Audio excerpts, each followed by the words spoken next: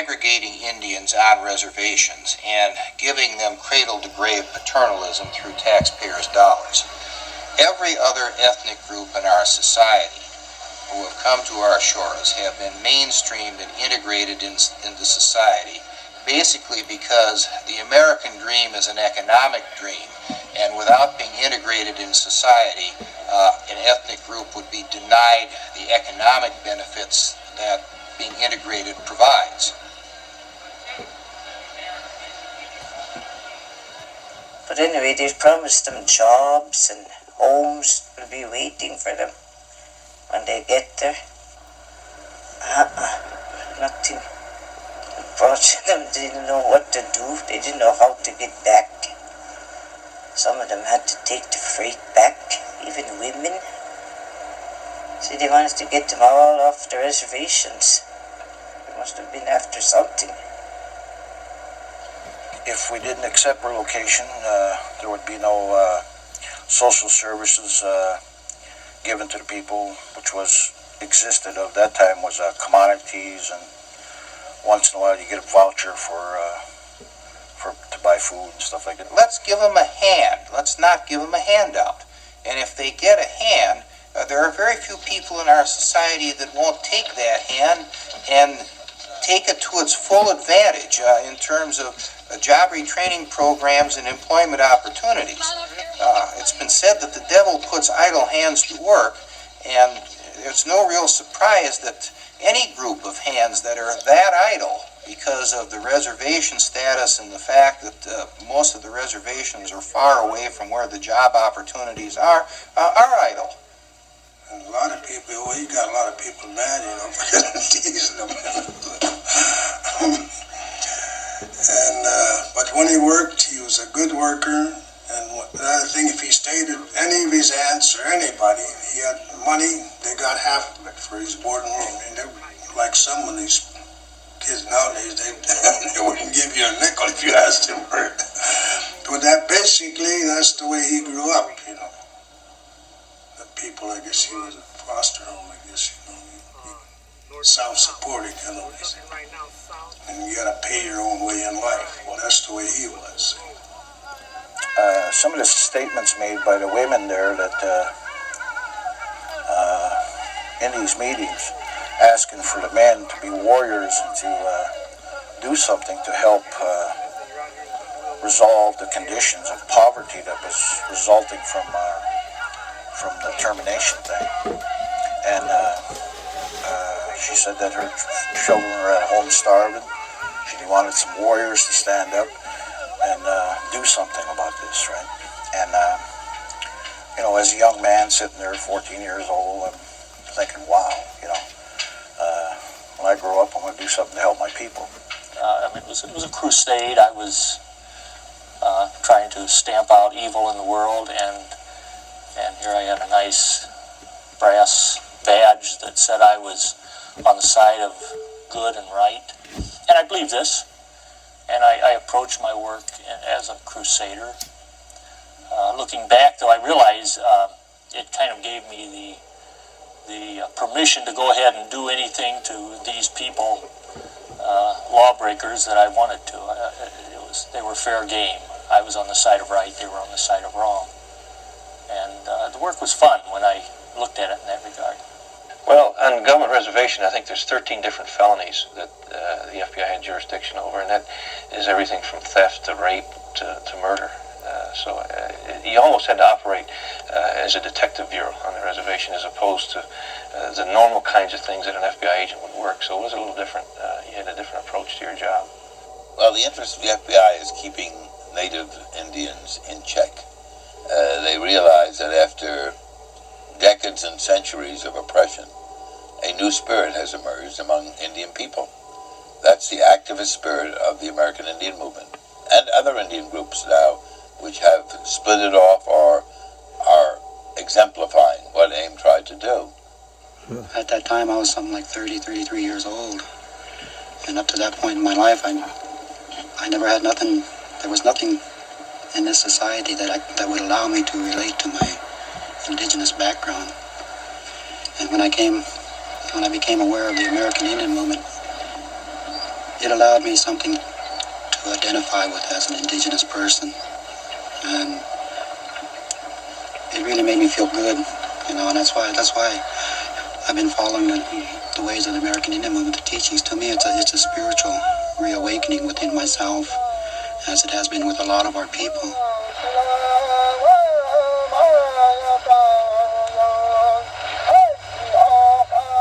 A lot of them sneak off, be in the corner on the playground and be talking their own language. Sometimes they might get caught. When I went 2 years in South Dakota school, you had to pray just as soon as you got out of bed before you dressed. Got your bed all up and you said some more prayers. And you went to breakfast. You usually went to church first. Then to breakfast you prayed, and after breakfast you prayed, and dinner the same way, and then lunch at noon the same way, and dinner the same way. You prayed until you got in bed at night. And a lot of them kids, you know, some horsing around or something, would be a sister there with a big long stick and go up and cracking one, you know. I think a lot of young Indians are students now. A lot of them are trying to relearn their languages that have been lost and some of their clan traditions and so forth. And they're learning it from a group of old people who are disappearing very fast. So they kind of have to get that information together now and do it quickly.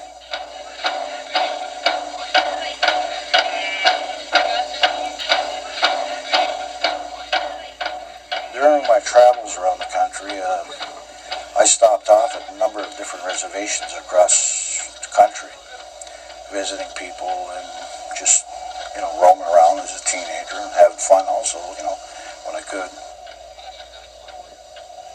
The education that I received from that was that our reservation wasn't the only one living in those type of conditions. It was spread all across Indian country.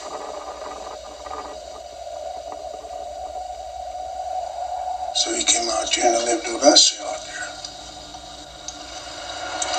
And he stayed around here in Portland, I guess, for several years.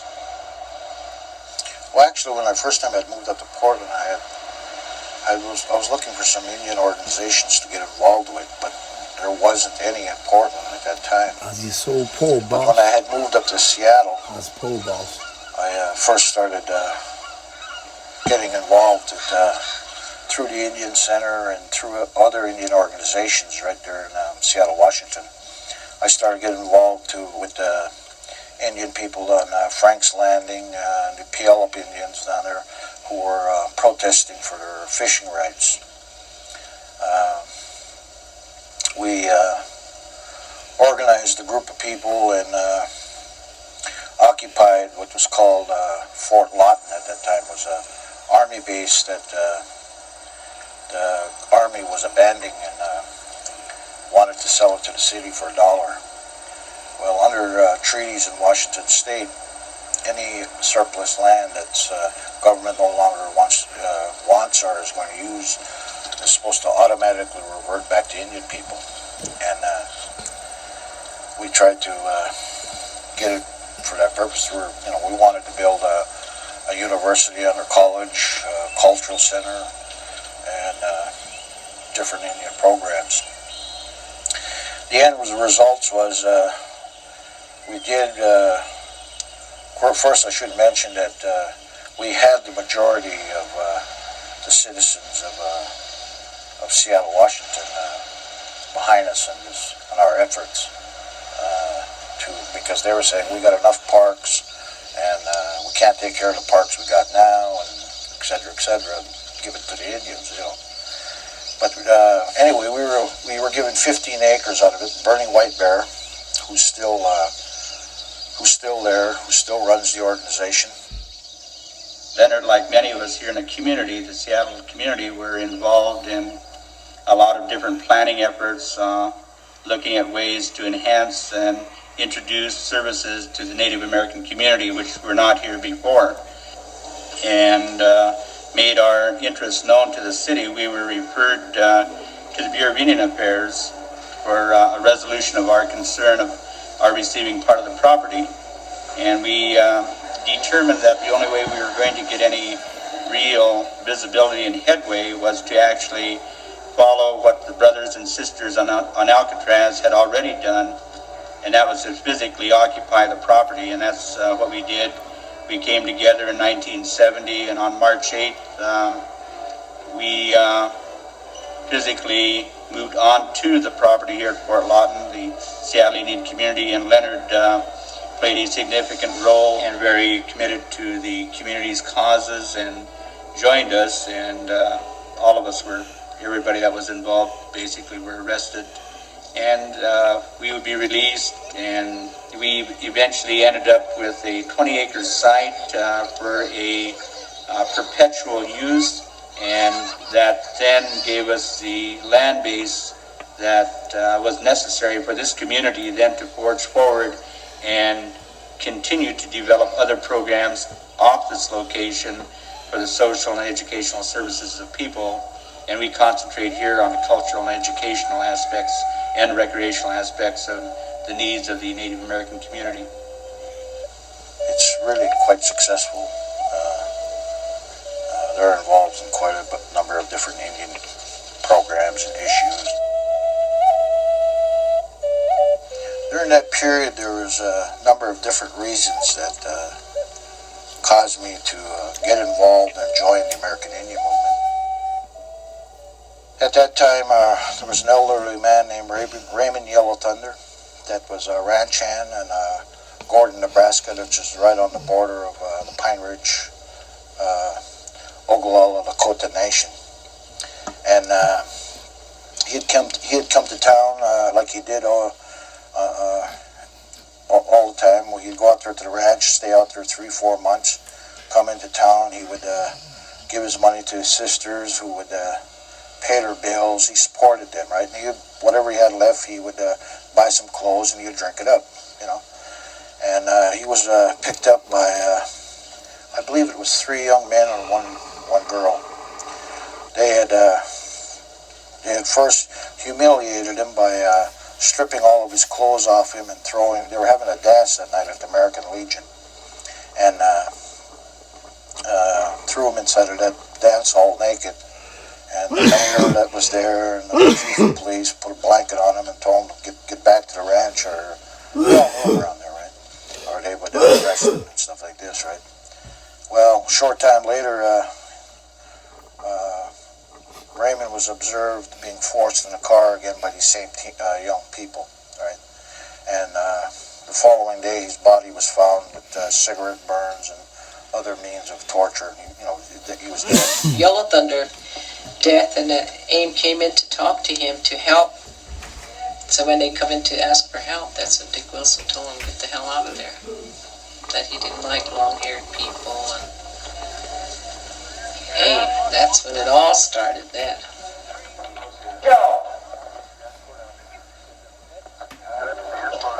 When we seen that they weren't going to do nothing but just let another murder go by, pass, without anybody being arrested. The Hare brothers, very same thing, when they killed Yellow Thunder. And we went to Washington, D.C. and demanded that it be a federal crime to kill Indian people. And they said no. And so when a white man hunts down an Indian, takes 2 days to plan it, and hunts him down and brags about it. Again, to slap the Indian people in the face. The older guy got 2 years in prison, but the other 2 got probation. We had a business. Did we go kill a white man? Sat in that bar, took a beating from Bad Heart Bull, and claimed in front of witnesses, at least 10, that he was coming back to fix and kill Bad Heart Bull, of which he did. Now that's premeditated murder.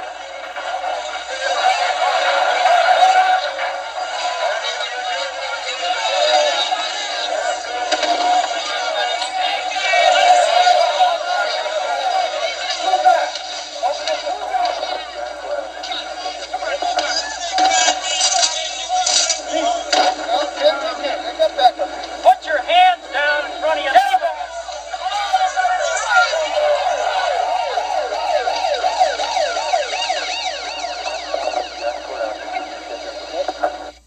Okay, probably back in the 1972, there was what they call a Trail of Broken Treaties. A lot of Indian tribes started from the West Coast, and they traveled by car, caravan to Washington, D.C. And a lot of, from Los Angeles, San Francisco, Seattle area. And then a lot of Indian people went there. So then they were, BIA would not meet with them. And then they just turned them away, and then, so they took over the building, BIA building, and to bring attention to them, the cause. Started a peaceful protest, but again, because of, I don't know what reasons, what the reasons were. I guess totally disrespect or hate of Indian people. We were immediately attacked by busloads of Washington, D.C. police, and a peaceful sit-down, it really was a sit-down demonstration, turned into a very violent demonstration. The Trail of Broken Treaties, which occurred around election time in 1972, involving the Occupational Bureau of Indian Affairs. The government was very upset about that. The CREEP, the Committee to Re-elect the President, was very upset about that.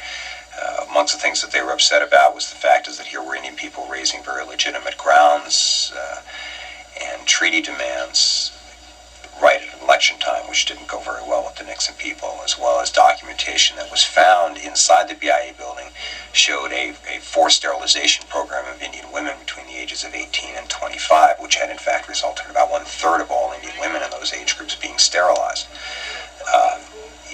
The government granted amnesty to people, got them out of town, but then there were rumors that approximately 30 people were targeted for some kind of action. It was a few weeks later that 2 plainclothes Milwaukee police officers attacked Leonard Peltier in a restaurant and then charged him with attacking them. According to the girlfriend of one of the police officers, Bellanne Guild, when she testified in 1978, she remembered her former boyfriend having a picture of Leonard Peltier and talking about how he was helping to catch a big one for the FBI. They just got done lying to us again in Washington, D.C., right? And said they were going to investigate. Of course, they never did anything. The chiefs of the Frank's Fool's Crow and the other chiefs and headsmen made a decision that some kind of demonstration or something to bring the attention to the world of the plight of the American Indian that was happening here in the United States in the 70s, right? In 1972 when the civil rights organization started, I don't want to hear tell them what it needs to hear.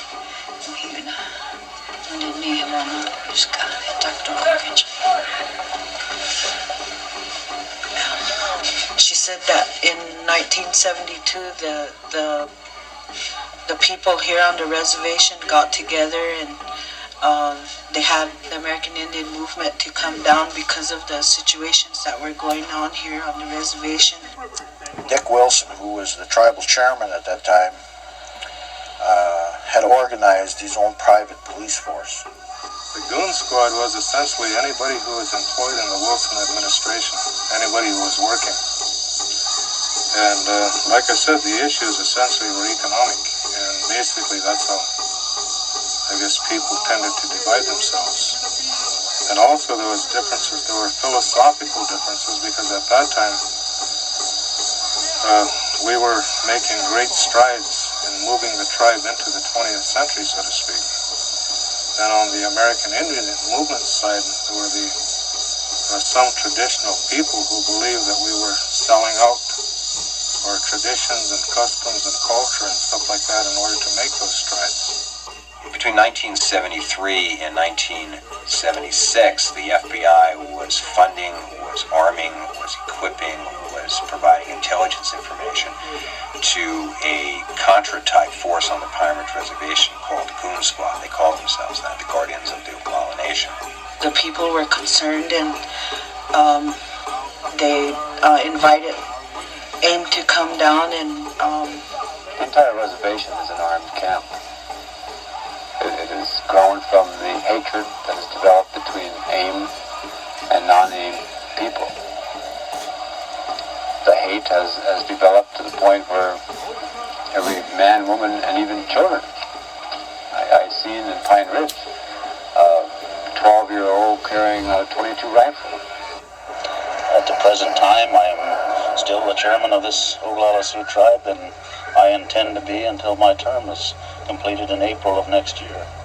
Well, they never really done anything to me, but I just pitied all the people.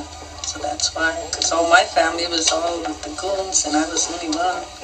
But I felt sorry for all the Indians that wouldn't fight back or stand up, and that's why I was there with him. If any Indian is physically abused on the Pine Ridge Indian Reservation, the American Indian Movement is going to declare war on the Bureau of Indian Affairs.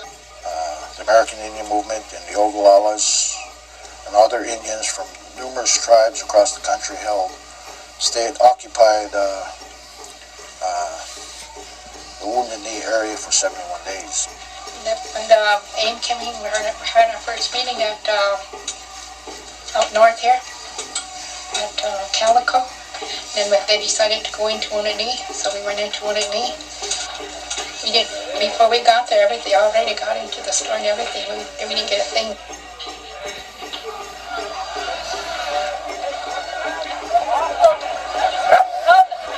Shooting have been bad for several days already. I mean, real bad. It's just constant, and you just didn't go outside. And they had a bunker. It was up the road going toward Manderson, and there were some trailer houses up there. And we were up there. The radios were just going on our scanners. You could hear all of them talking back and forth, and then they were calling in on the radio and said somebody got shot up there. You know, it's almost like you anticipated that something really bad was going to happen.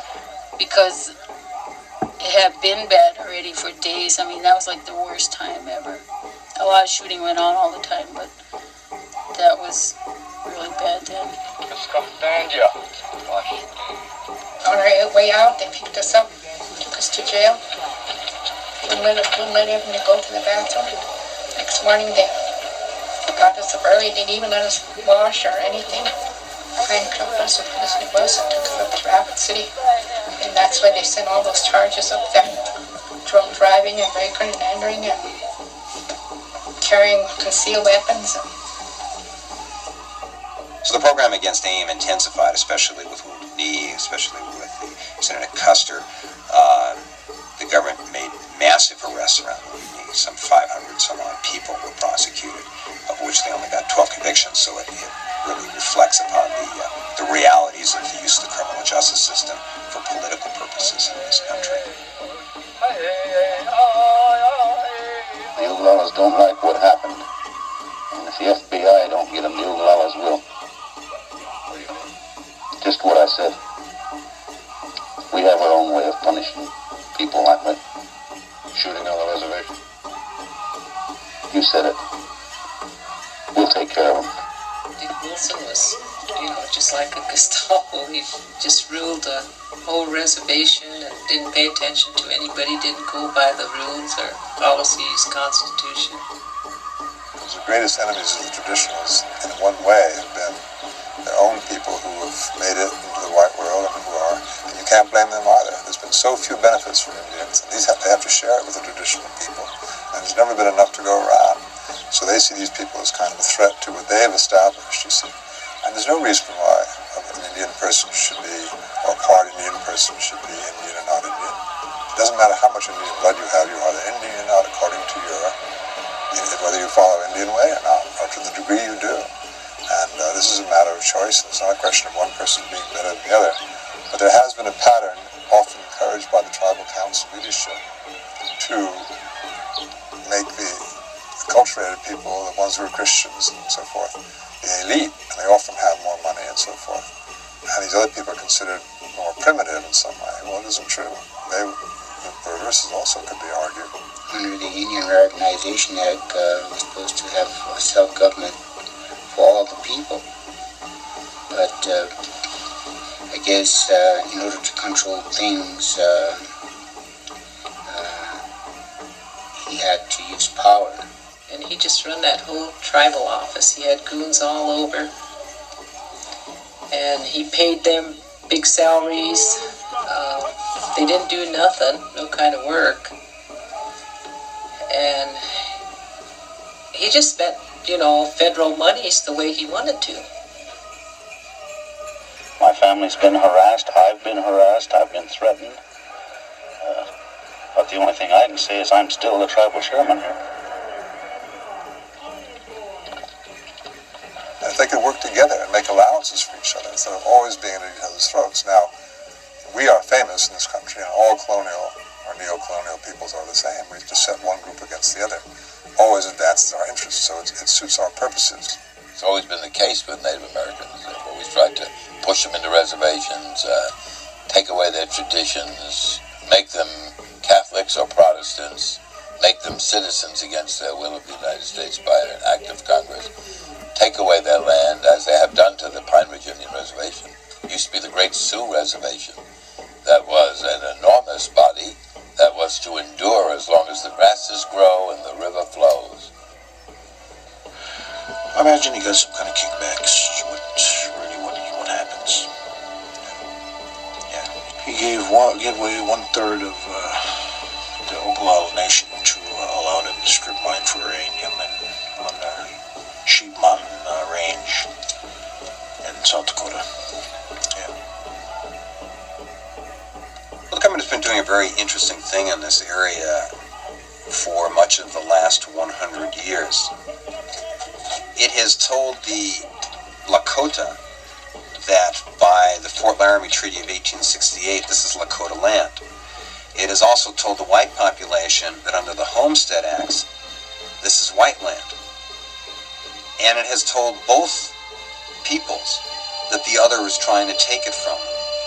And this has been very interesting because, especially in the last 20 years, where this has really been encouraged a great deal, red and white people are pointing the fingers at each other as trying to take the land from each other, all the while the multinationals are very quietly coming into the area and claiming the region for themselves. Multinational corporations that came in here during the early 70s would include Union Carbide, Westinghouse, Burlington Northern, Chevron, Conoco, Decker Coal, Exxon, Kerr-McGee, to name a few. These treaties are hopelessly out of date. Most of the treaties were signed at the time when the area that was populated by Indians was a wilderness. It was before reservations were established. It was before the federal money started flowing to Indian reservations, and they simply have not been brought up to date by the Congress. And that has contributed substantially to the problems that we have faced in the state of Wisconsin. And unless Congress changes its attitude, Wisconsin's problems are going to spread as more tribes become more militant and as the extremist elements of more tribes end up saying, let us stonewall the feds, let us stonewall making agreements with the state, and we'll cut you a better deal with better money simply by being irresponsible. To give you an idea of the magnitude of the profits that are being talked about, there are approximately 4 million acres constituting the area known as the Black Hills. One of the gold companies that is currently strip mining the northern hills has requested an expansion of some 800 acres onto what the government calls Forest Service land. According to corporate records and announcements, this 800-acre proposed expansion in the next 10 years, this company, Brome Mining Company, states that it will take approximately $3.5 billion worth of gold from this 800 acres. So if you figure that you can mine at least half of the Black Hills, which is what the geologists say, for gold alone, so approximately 2 million acres, and 800 acres would produce $3.5 billion worth of gold, it gives an idea of the magnitude of the economics that we're talking about in this area.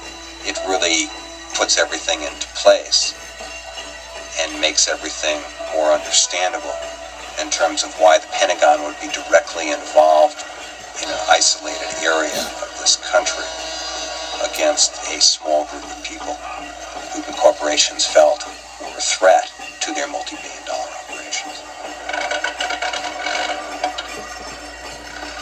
I guess the difference between the American Indian movement and the tribal government in terms of issues probably had more to do with economics than anything else.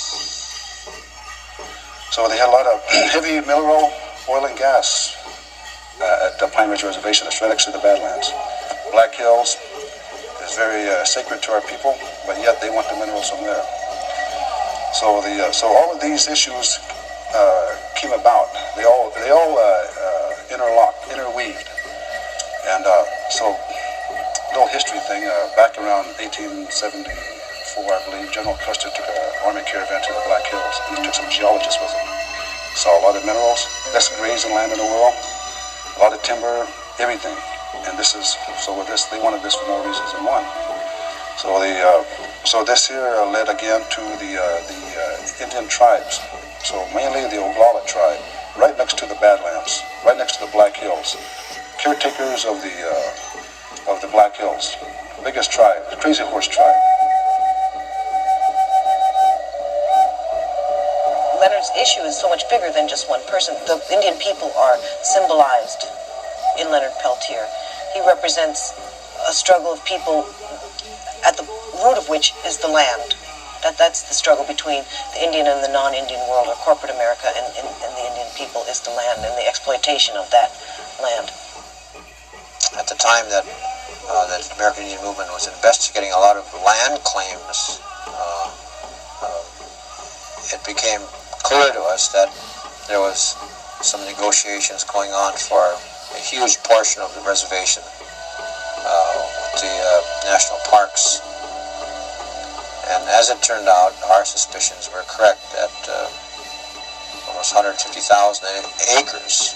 As it turned out, more than that. We thought there was about 100,000 acres of land that was being negotiated to give away in exchange for rights and privileges. And I believe that Wilson thought that he was leading in the right direction. We fought against any kind of transfer of land. And yet, as we know, it's been cut down, and the very day before the shootout here, another part of the reservation was taken for uranium land, and many people believe the shootout was deliberately arranged to take off the headlines the taking of more land from the once the Great Sioux Reservation, making it now even smaller than the two counties it now occupies in South Dakota, and taking people's minds off that and arranging a shootout. They didn't count on 2 agents being killed, but that was the stakes they were playing with. In 1975, the same year as the FBI recognized that for the first time that a goal of the American Indian movement was to halt strip mining and stop exploitation of the earth, the government declared AIM to be one of the most dangerous organizations in the country, and switched its operations from simply a counterintelligence program to a counterinsurgency program, and in fact issued one of the most unique position papers that has ever been issued by any government agency in this country. And that was a paper that was entitled FBI Paramilitary Operations in Indian Country. It was essentially how the FBI was going to deal with AIM in a paramilitary fashion. It included everything from the role of the White House in handling paramilitary operations within inside the borders of the United States. We know that this was done April 24th, 1975, approximately 2 months before the firefight. Within a month later, the FBI, according to documentation, began a massive buildup of personnel on the Pine Ridge Reservation, including people such as Special Agent Jack Kohler, who was brought up from the Denver Division. Kohler was a counterintelligence agent out of the Denver Division.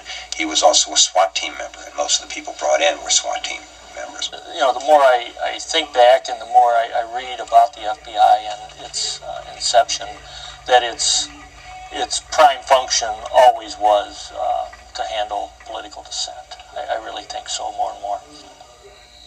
Because even now I feel it, you know, if you go into town or, you know, what's happening, you know, there's a lot of stuff that we go into town for, like meetings and stuff, you know, that I'll be there and I don't feel comfortable around them.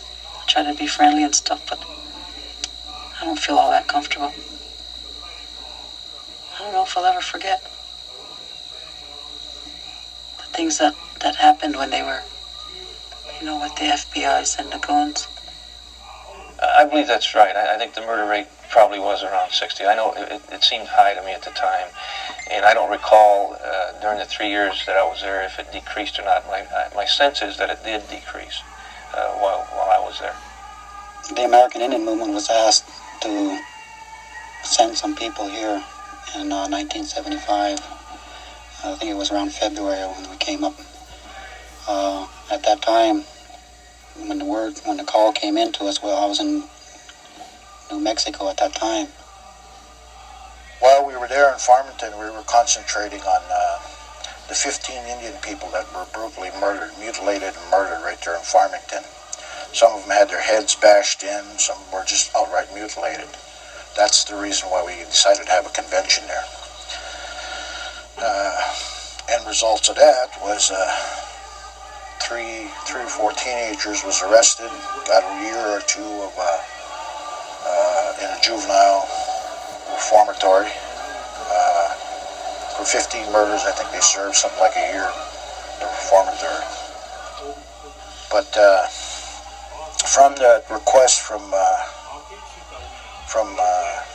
Oglala's, a number of us who had already been living there on Pine Ridge and everything else made a decision to go back to Pine Ridge and show our presence, and hopefully we could do something about the terrorism and the killings that was going on.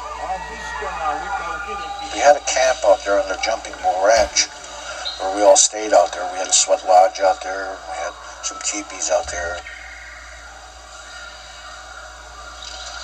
And some of the things that we did while we were there was helping build. We wanted to help build up the economy. We knew that we had, in order to survive as an independent nation, we'd have to have our own businesses and, something self-supporting. So we started planting large community gardens and helped build some businesses, structures from the ground up. It was kind of tense because the American Indian movement did go to Pine Ridge, or came to Pine Ridge went to Pine Ridge from New Mexico, and there was an awful lot of American Indian movement activity. And I also recall that because of that activity, the FBI at the time increased the number of agents on the reservation to do their job. There were probably 20 to 35 people living in tents at Tent City. And it was their home, and it was all part of their movement. The American Indian movement leaders lived there, and that was their headquarters. The traditional people, the old people, they were really concerned about their safety and the safety of their people, so they wanted someone from the American Indian movement to come in here and would be willing to stay here and live here and be a part of the community, and not just come here and stay for a little while and take off and go somewhere else. They wanted people who would commit themselves here. So Peltier and myself were the two guys that gathered other people around us, and we came up here, and we came here to stay. And on June 1st, because the killings and the terrorism was still continuing, the Oglala chiefs wrote a letter to the State Department telling the State Department that because they cannot receive any responses from any law enforcement agency, the United States government, or any of its agencies, that as of June 1st, they were now going to start organizing to become a sovereign nation again. We knew that there was a large buildup of people from the American Indian movement, and we just didn't know what we had, and it was just a reaction to that. We didn't know exactly what was needed. There was a lot of observations of people on the reservations out in the countries, out in the communities, wearing fatigues, army military fatigues. On the reservation borders, there was a lot of mobilization of armored personnel carriers. I think we were in and out of martial law at that time. We were placed under martial law about 2 or 3 times. I think each duration had lasted about